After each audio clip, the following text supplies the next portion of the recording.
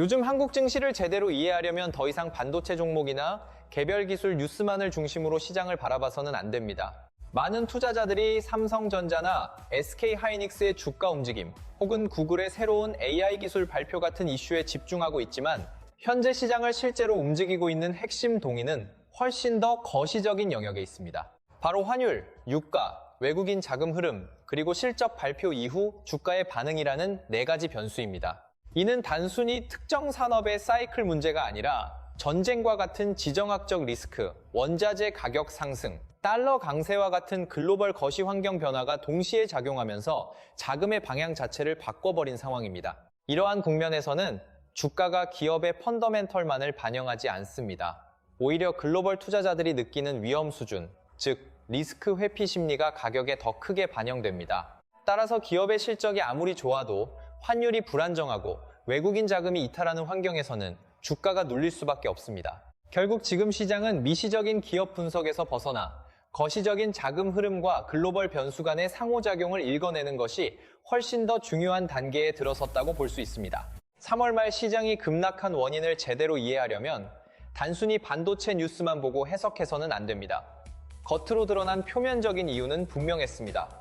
구글이 새로운 AI 기술을 발표했고 시장에서는 메모리 사용량이 줄어드는 것 아니냐는 우려가 확산되면서 반도체 주가가 크게 하락했습니다. 하지만 이건 어디까지나 불씨였을 뿐이고 실제로 시장을 무너뜨린 근본적인 원인은 따로 있었습니다. 바로 전쟁의 확산, 유가 급등, 원달러 환율 급등, 그리고 외국인 자금의 대규모 이탈이라는 거시적 충격이 동시에 작용한 것입니다. 금융시장에서는 특정 산업의 뉴스 하나로 수백조 원 규모의 시가총액이 단기간에 증발하는 경우는 드뭅니다. 이런 급격한 하락은 대부분 투자자들의 위험인식이 급격히 바뀌는 이른바 리스크 오프 국면으로의 전환이 있을 때 발생합니다. 특히 이번 상황에서 전쟁은 단순한 지정학적 뉴스가 아니라 시장의 리스크 구조를 바꿔놓은 핵심 변수였습니다. 미국과 이스라엘, 이란 간의 갈등이 장기화되면서 이란의 석유시설 공격 가능성까지 거론되자 시장은 에너지 공급 차질을 먼저 반영하기 시작했습니다. 중동 지역이 불안정해지면 원유 공급이 흔들릴 수 있다는 기대가 형성되고 이는 곧바로 유가 상승으로 이어집니다. 유가가 오르면 단순히 에너지 가격만 상승하는 것이 아니라 운송비, 생산비, 물류비, 원재료 가격 전반이 올라가면서 경제 전반에 비용 상승 압력을 가하게 됩니다. 이는 다시 인플레이션을 자극하고 중앙은행이 금리를 쉽게 내리지 못하는 환경을 만듭니다. 동시에 전쟁은 글로벌 자금의 흐름에도 직접적인 영향을 줍니다. 불확실성이 커질수록 투자자들은 위험 자산을 줄이고 달러, 미국 국채, 금과 같은 안전 자산으로 이동하게 됩니다. 그 결과 한국과 같은 신흥시장이나 경기 민감도가 높은 시장에서는 외국인 자금이 빠르게 이탈하게 됩니다. 결국 이번 하락은 단순히 반도체 산업에 대한 우려가 아니라 전쟁을 시작으로 유가, 인플레이션, 금리, 환율, 자금 흐름까지 이어지는 하나의 거시적 연결 구조 속에서 발생한 결과라고 볼 수 있습니다. 이번 시장을 이해하는 데 있어 가장 중요한 변수 중 하나는 바로 유가입니다. 많은 투자자들이 유가를 단순한 원자재 가격으로만 생각하지만 실제로는 금융 시스템 전체에 영향을 주는 핵심 변수입니다. 최근 WTI가 100달러를 돌파하고 한때 116달러까지 상승했다는 점은 단순한 숫자의 문제가 아니라 시장 전반의 구조를 흔들 수 있는 신호로 봐야 합니다. 유가가 상승하면 가장 먼저 인플레이션 압력이 커집니다. 에너지 가격은 운송비, 생산비, 물류비, 원재료 가격 등 경제 전반의 비용 구조에 직접적으로 영향을 주기 때문에 물가를 끌어올리는 핵심 요인입니다. 이렇게 인플레이션이 높아지거나 쉽게 내려오지 않으면 미국 연준은 금리를 빠르게 인하하기 어려워지고 이는 곧 달러 강세로 이어집니다. 달러가 강해지면 원화는 약세를 보이게 되고 원달러 환율이 상승하면서 외국인 투자자 입장에서는 환차손 리스크가 커지게 됩니다. 그 결과 외국인 자금은 한국 시장에서 이탈하게 되고 이는 결국 코스피 하락으로 연결됩니다. 즉, 유가 상승은 단순히 하나의 변수에 그치지 않고 인플레이션, 금리, 환율, 자금 흐름을 순차적으로 자극하면서 주식시장에 연쇄적인 영향을 미치는 구조를 형성합니다. 특히 한국의 경우 이러한 유가 상승의 영향이 더욱 크게 나타납니다. 한국은 수출 의존도가 높은 경제 구조를 가지고 있고 에너지 수입 의존도가 높으며 글로벌 경기 사이클과 밀접하게 연결되어 있습니다. 동시에 주식시장 역시 외국인 자금의 비중이 매우 높기 때문에 글로벌 자금 흐름 변화에 민감하게 반응합니다. 따라서 유가가 상승하면 한편으로는 수입 물가 상승과 비용 부담 증가라는 실물 경제의 압박을 받게 되고, 다른 한편으로는 환율 상승과 외국인 자금 이탈이라는 금융시장의 압박까지 동시에 겪게 됩니다. 결국 이 글에서 강조하는 핵심은 유가를 단순한 뉴스나 원자재 가격으로 보는 것이 아니라 인플레이션과 환율을 동시에 움직이는 출발점 변수로 이해해야 한다는 점입니다. 이번 시장에서 가장 민감하게 작용하는 변수는 바로 원달러 환율입니다. 특히 환율이 1,520원 수준까지 상승했다는 것은 단순히 원화가 약세를 보인다는 의미를 넘어 시장 전반에 상당한 스트레스를 주는 신호로 해석해야 합니다. 환율 상승은 곧 한국 자산에서 자금이 빠져나갈 가능성이 커졌다는 뜻이며, 금융 불안에 대한 우려, 금리 차에 따른 불리한 수익 구조, 그리고 앞으로도 자금 유출이 계속될 것이라는 기대까지 동시에 반영된 결과입니다. 즉, 환율이 올라간다는 것은 단순한 가격 변화가 아니라 글로벌 자금이 한국 시장을 어떻게 바라보고 있는지를 보여주는 핵심 지표라고 볼 수 있습니다. 특히 외국인 투자자의 입장에서 보면 환율은 매우 중요한 변수입니다. 해외 투자자는 한국 주식에 투자할 때 두 가지 수익을 동시에 고려합니다. 하나는 주가 상승에 따른 수익이고, 다른 하나는 환율 변동에 따른 환차익 또는 환차손입니다. 예를 들어 주식으로는 수익이 났더라도 원화 가치가 크게 하락하면 달러로 환전하는 과정에서 실제 수익이 줄어들거나 사라질 수 있습니다. 심한 경우에는 주가로 번 수익을 환율에서 모두 잃고 손실로 전환될 수도 있습니다. 이런 상황에서는 외국인 투자자 입장에서 굳이 한국 시장에 머물 이유가 줄어들기 때문에 빠르게 비중을 줄이거나 더 높은 위험 프리미엄을 요구하게 됩니다. 따라서 환율이 급등하는 구간에서는 외국인 자금 이탈이 자연스럽게 발생하게 됩니다. 이러한 흐름 속에서 삼성전자나 SK하이닉스와 같은 대형 반도체 종목이 가장 먼저 그리고 크게 하락하는 이유도 설명할 수 있습니다. 이들 종목은 시장에서 시가총액이 가장 크고 거래량이 풍부하며 지수 내 비중이 높기 때문에 외국인 자금이 빠르게 빠져나갈 때 가장 쉽게 매도할 수 있는 자산입니다. 즉, 이 기업들이 먼저 하락하는 것은 기업의 펀더멘털이 갑자기 나빠졌기 때문이라기보다 자금이 빠져나가는 과정에서 가장 유동성이 높은 종목이 먼저 선택되기 때문입니다. 실제로 리스크오프 국면에서는 가장 좋은 기업이 먼저 빠지는 경우도 흔한데, 이는 그 기업이 가장 나쁘기 때문이 아니라 가장 현금화하기 쉬운 자산이기 때문입니다. 결국 이번 시장에서도 외국인의 매도는 기업의 문제라기보다 환율과 자금 흐름이라는 거시 환경 변화에 의해 결정된 결과라고 이해하는 것이 더 정확합니다. 이번 시장에서 중요한 것은 터보 퀀트라는 기술 자체가 아니라 그 기술을 시장이 어떻게 해석하고 있느냐입니다. 많은 투자자들은 구글의 새로운 AAI 기술 발표 이후 AI가 사용하는 메모리 양이 줄어들면 고대역폭 메모리, HBM에 대한 수요도 감소하는 것 아니냐는 불안을 느끼기 시작했습니다. 즉, 효율이 좋아지면 하드웨어는 덜 필요해진다는 매우 단순하고 직선적인 논리로 삼성전자와 SK하이닉스의 미래까지 부정적으로 연결시킨 것입니다. 하지만 이러한 해석은 기술의 구조를 충분히 이해하지 못한 상태에서 나온 과도한 일반화에 가깝습니다. 우선 터보 퀀트가 줄이는 것은 AAI 모델이 추론 인프렌스를 수행할 때 사용하는 임시 메모리입니다. 즉, 대화나 응답 과정에서 필요한 메모리 효율을 높여주는 기술이지 AAI 모델을 학습시키거나 전체 모델을 구동하는 데 필요한 핵심 인프라, 메모리 수요를 직접적으로 줄이는 기술은 아닙니다. 다시 말해, 일시적인 처리 과정에서의 메모리 사용량을 최적화하는 것이지 데이터 센터에서 사용하는 대규모 HBM 수요 자체를 무너뜨리는 기술이라고 보기는 어렵습니다. 여기서 중요한 것은 시장이 종종 헤드라인만 보고 빠르게 반응하는 반면 실제로 장기적인 수요는 이러한 기술의 적용 범위와 구조를 정확히 이해해야만 판단할 수 있다는 점입니다. 또 하나 중요한 논점은 기술 효율성이 올라갈수록 시장이 오히려 더 커질 수 있다는 것입니다. 이는 경제학에서 말하는 제번스의 역설과 유사한 개념입니다. 기술이 발전하여 비용이 낮아지면 기존에는 접근하지 못했던 기업이나 사용자들도 AI를 도입하게 되고 다양한 산업과 기기에서 AI 활용이 빠르게 확산됩니다. 예를 들어 중소기업들도 AI를 도입하고 스마트폰이나 엣지 디바이스에서도 AI가 구동되며 다양한 에이전트 서비스와 자동화 솔루션이 폭발적으로 증가할 수 있습니다.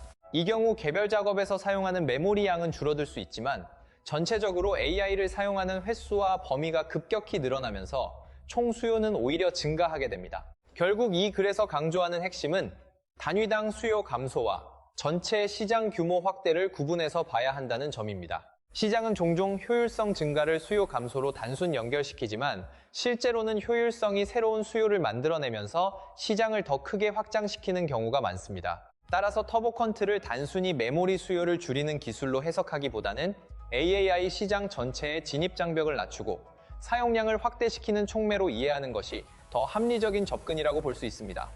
이번 시장에서 반드시 이해해야 할 중요한 포인트는 주가 하락이 반드시 기업의 실적 악화를 의미하는 것은 아니라는 점입니다.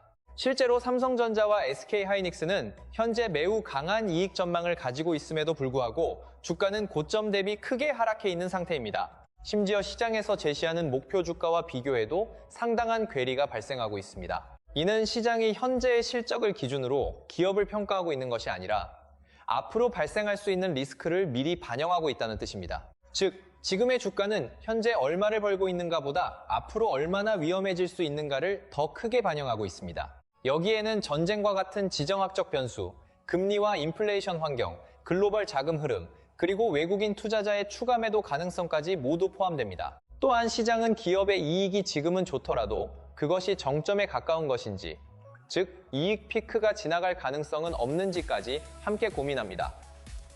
이러한 요소들이 결합되면서 실적이 좋음에도 불구하고 주가는 눌리는 상황이 발생하게 됩니다. 이와 같은 맥락에서 매우 중요한 투자 원칙이 하나 있습니다. 바로 주가는 과거를 반영하는 것이 아니라 미래에 대한 기대를 현재로 끌어와 반영한다는 점입니다. 따라서 어떤 기업이 사상 최대 실적을 발표하더라도 시장이 그 실적이 지속 가능하지 않다고 판단하거나 향후 환경이 더 나빠질 것이라고 예상하면 주가는 오히려 하락할 수 있습니다. 이는 기업의 펀더멘털 자체의 문제가 아니라 시장이 바라보는 미래의 조건이 변했기 때문입니다. 그래서 이 글에서는 투자자가 던져야 할 질문 자체를 바꿔야 한다고 강조합니다. 단순히 왜 주가가 떨어졌을까? 라고 묻는 것이 아니라 이 하락이 기업의 본질적인 변화 때문인가? 아니면 시장이 미래를 두려워해서 선제적으로 가격을 낮춘 것인가? 를 구분해야 한다는 것입니다. 이 차이는 투자 판단에 있어 매우 중요합니다. 만약 기업이 실제로 하락 사이클에 진입한 것이라면 낮은 주가가 반드시 매력적인 기회는 아닐 수 있습니다. 반대로 실적은 여전히 견조한데 외부 변수로 인해 주가가 눌려 있다면 이는 가격과 가치 사이에 괴리가 발생한 상태, 즉 디스로케이션으로 해석할 수 있습니다. 결국 이 글의 핵심 메시지는 하나입니다. 지금 시장에서는 단순히 숫자만 보는 것이 아니라 그 숫자 뒤에 있는 시장 해석을 읽어야 한다는 것입니다. 주가 하락의 원인을 정확히 진단하지 못하면 같은 상황에서도 전혀 다른 결정을 내리게 되기 때문입니다. 4월 시장을 이해하는 데 있어 가장 중요한 관점 중 하나는 한국 증시가 더 이상 국내 변수만으로 움직이는 시장이 아니라는 점입니다. 이 글은 4월에 예정된 다양한 이벤트들을 단순히 나열하는 것이 아니라 한국과 같은 개방형 시장이 미국의 경제 지표와 정책 일정에 얼마나 크게 영향을 받는지를 보여주고 있습니다. 특히 미국의 고용 지표는 매우 중요한데 고용이 지나치게 약하면 경기 침체 우려가 커지면서 주식 시장에 부담이 되고 반대로 고용이 너무 강하면 연준이 금리를 쉽게 내리지 못할 것이라는 우려로 또다시 시장에 부정적으로 작용할 수 있습니다. 즉, 현재와 같은 고금리 환경에서는 좋은 뉴스도 나쁜 뉴스도 모두 주식시장에는 부담으로 작용할 수 있는 구조가 형성되어 있습니다. 또한 오펙 플러스 회의는 단순한 원유 공급 결정 이상의 의미를 갖습니다. 오펙 플러스의 생산 정책은 곧바로 유가에 영향을 주고 이는 다시 인플레이션 기대, 금리 경로, 환율, 그리고 자금 흐름까지 연쇄적으로 연결됩니다. 이 글은 오펙트를 지정학과 인플레이션을 연결하는 핵심 고리로 보고 있습니다. 여기에 더해 전쟁과 관련된 특정 시한은 시장에 매우 중요한 이분법적 이벤트로 작용합니다. 협상이 이루어지면 리스크 프리미엄이 빠르게 축소될 수 있고 반대로 갈등이 지속되거나 확대되면 불확실성이 커지면서 시장 변동성이 급격히 확대될 수 있습니다. 이는 단순한 뉴스 해석이 아니라 서로 다른 시나리오와 확률을 기반으로 시장을 바라보는 접근입니다. 한편 미국 CPI와 한국은행의 금리 결정은 앞선 모든 변수들의 결과를 확인하는 핵심 지표입니다. 특히 CPI는 유가 상승이 실제 인플레이션으로 얼마나 전이되고 있는지를 보여주며 만약 물가가 높게 유지된다면 연준은 통화 완화를 미루게 되고 이는 달러 강세와 원화 약세, 그리고 외국인 자금 이탈로 이어질 수 있습니다.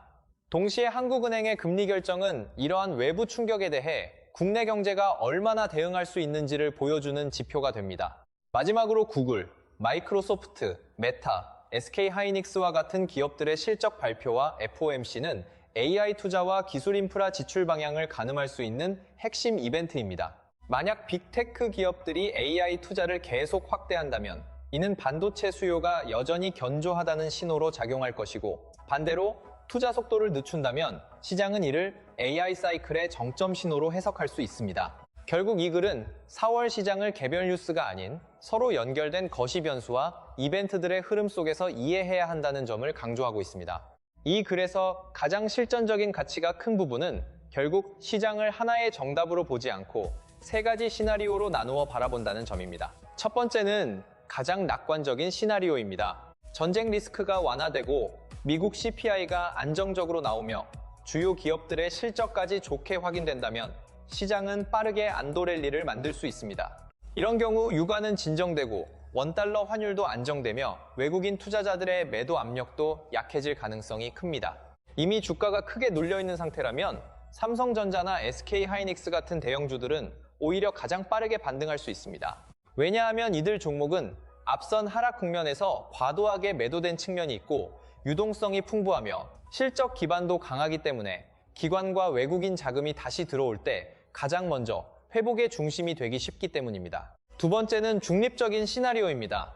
이 경우 기업 실적은 나쁘지 않지만 환율이나 유가, 외국인 수급 같은 거시 환경이 뚜렷하게 좋아지지 않는 상황입니다. 이런 시장은 위로 강하게 돌파할 정도로 좋지도 않고 그렇다고 추가 폭락이 나올 정도로 나쁘지도 않은 이른바 압박 속 횡보 구간이 됩니다. 문제는 이런 장이 투자자에게 가장 큰 피로를 준다는 점입니다. 주가가 조금 오르면 차익 실현 매물이 나오고 반대로 빠지면 저가 매수 자금이 들어오면서 방향성이 계속 흐려집니다. 결국 시장은 박스권에 갇히고 짧은 움직임에 감정적으로 반응하는 투자자일수록 반복적으로 흔들리기 쉽습니다. 그래서 이런 국면일수록 조급하게 추격 매수하거나 공포에 손절하는 행동이 가장 위험해질 수 있습니다. 세 번째는 부정적인 시나리오입니다. 전쟁이 더 확대되고 유가가 다시 상승하며 원달러 환율이 악화되고 외국인 자금 유출까지 이어지는 경우입니다. 이런 환경에서는 기업 실적이 아무리 잘 나와도 주가를 방어하지 못할 수 있습니다.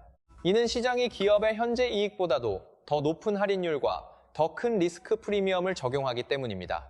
다시 말해, 펀더멘털이 좋다는 사실만으로는 곧바로 주가 상승을 보장할 수 없다는 뜻입니다. 시스템 전체의 위험이 커지면 투자자들은 실적의 강함보다 자본 보존을 우선하게 되고 그 결과 좋은 기업조차도 함께 눌릴 수 있습니다. 결국 이 글이 강조하는 핵심은 시장을 단순히 오를지 내릴지로 보지 말고 어떤 조건이 충족될 때 어떤 흐름이 만들어지는지를 시나리오별로 점검해야 한다는 것입니다.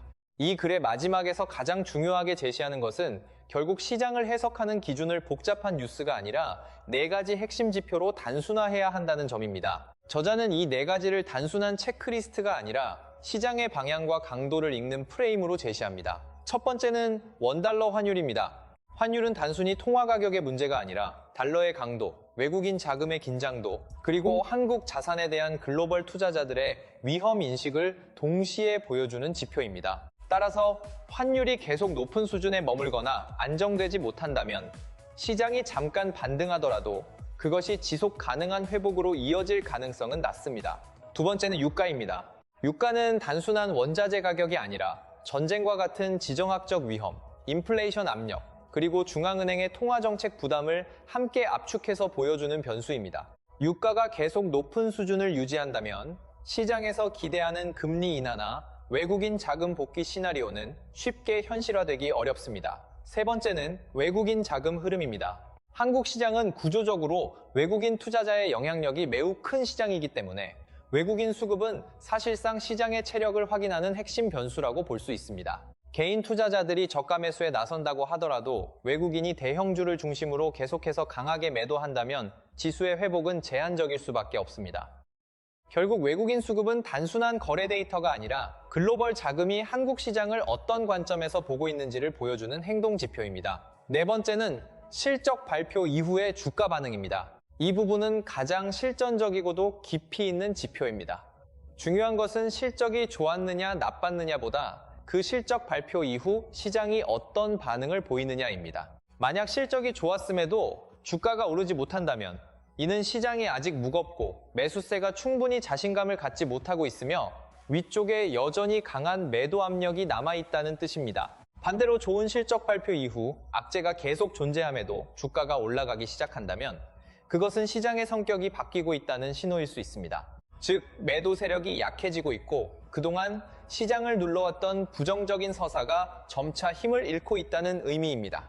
결국 이 글이 강조하는 핵심은 시장을 이해할 때 뉴스 하나하나에 끌려다니기보다 환율, 유가, 외국인 수급, 그리고 실적 이후의 가격 반응이라는 네 가지 지표를 중심으로 읽어야 한다는 것입니다. 이 네 가지를 함께 보면 단순히 시장 분위기가 안 좋다는 감정적 판단을 넘어서 실제로 돈이 어떻게 움직이고 있고 심리가 어디서 바뀌고 있는지를 훨씬 더 정확하게 파악할 수 있습니다.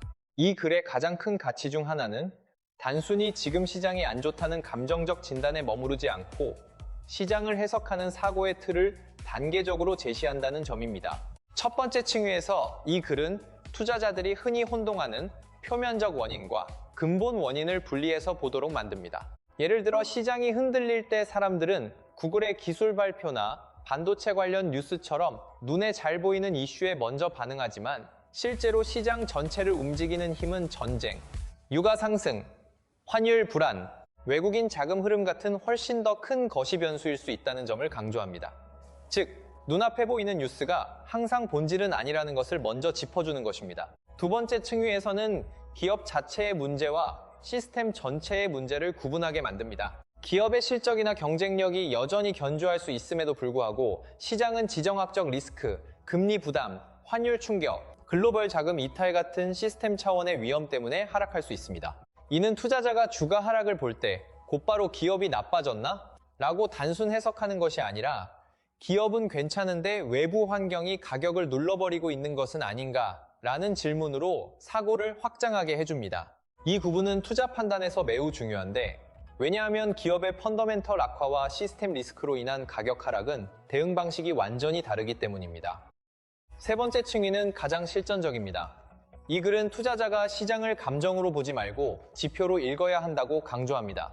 무섭다, 불안하다, 더 빠질 것 같다 같은 감정에 머무르지 말고 실제로 시장의 방향을 결정하는 네 가지 변수, 즉 환율, 유가, 외국인 수급, 그리고 실적 발표 이후 주가 반응을 보라는 것입니다. 이 네 가지를 통해 시장을 보면 단순한 공포 국면도 훨씬 구조적으로 해석할 수 있고 단편적인 뉴스에 휘둘리지 않으면서 판단 기준을 세울 수 있습니다. 결국 이 글의 경제적, 실전적 가치란 많은 악재가 동시에 쏟아지는 혼란스러운 시기를 단순한 공포의 시기가 아니라 원인과 구조를 구분하고 변수별로 점검할 수 있는 하나의 의사결정 프레임으로 바꿔준다는 데 있다고 볼 수 있습니다. 이 글을 하나의 핵심적인 경제적 결론으로 압축하면 최근 한국 증시의 하락은 단순히 AI 기술 발전으로 반도체 산업의 시대가 끝났다는 식의 산업 논리로 설명할 수 있는 문제가 아니라는 점입니다. 오히려 이는 여러 거시 변수들이 동시에 작용한 복합적인 충격의 결과로 보는 것이 훨씬 더 정확합니다. 지정학적 긴장이 고조되면서 유가가 상승했고 유가 상승은 인플레이션을 다시 자극하며 물가를 쉽게 낮추기 어렵게 만들었습니다. 그 결과 미국 연준은 금리 인하를 서두르기 어려워졌고 이는 달러 강세로 이어졌습니다. 달러가 강해지면 원화는 약세를 보이게 되고 원화 약세는 외국인 투자자 입장에서 환차손 리스크를 확대시키기 때문에 자금 이탈을 유발하게 됩니다. 결국 이러한 자금 흐름의 변화가 삼성전자나 SK하이닉스와 같은 대형주에 직접적인 매도 압력으로 작용하면서 기업의 실적이 여전히 매우 견조함에도 불구하고 주가는 크게 눌리는 현상이 나타난 것입니다. 따라서 4월 시장을 제대로 이해하기 위해서는 자극적인 헤드라인이나 단편적인 기술 뉴스에 집중하기보다 실제로 시장의 방향을 결정짓는 핵심 변수에 주목해야 합니다. 즉, 원달러 환율이 안정되는지, 유가가 진정되는지, 외국인 자금이 다시 유입되는지, 그리고 실적 발표 이후 주가가 어떤 반응을 보이는지를 종합적으로 살펴봐야 합니다. 이 네 가지 변수는 단순한 참고 지표가 아니라 시장의 자금 흐름과 심리 변화가 어디로 움직이고 있는지를 보여주는 본질적인 신호입니다. 결국 이 글이 전달하고자 하는 핵심 메시지는 시장을 공포나 소문이 아닌 구조와 흐름으로 읽어야 한다는 데 있으며 그 기준을 명확히 제시해준다는 점에서 중요한 의미를 갖습니다.